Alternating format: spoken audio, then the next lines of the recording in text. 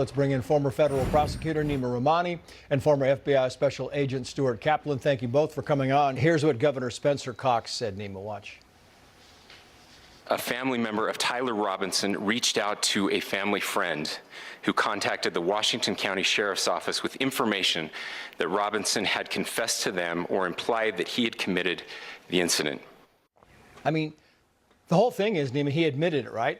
Do they plea this case? Do they go for the death penalty? What do you think happens here? I think they're absolutely going to go to the death penalty. So on Tuesday, Tyler Robinson is going to be arraigned. The state of Utah has 3 days to charge him. And then from there, they have 60 days to file a notice of the intent to seek the death penalty. I absolutely think they will in the state. Obviously, Utah does have the death penalty. They have lethal injection. They also have the firing squad if that doesn't work. They haven't had an execution in 15 years, but I do believe this is going to be a death penalty case. And I also believe, Trace, the feds are going to file over it like we saw with Luigi Mangione, with like DeCarlos Brown there in Charlotte. So we're going to see parallel state and federal prosecutions in this case. Interesting. Which brings us to the next question, which, you know, the parents were part and parcel of getting this kid actually arrested, right? They turned him in for all intents and purposes.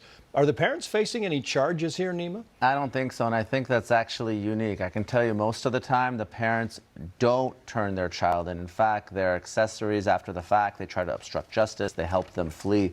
So the fact that the father reportedly turned Tyler Robinson in or encouraged him to do so, that's going to be a mitigating factor and something that, of course, his lawyers are going to use to try to save his life, because that's the goal here. If you're representing Tyler Robinson, we know he did it. We've all seen the surveillance video.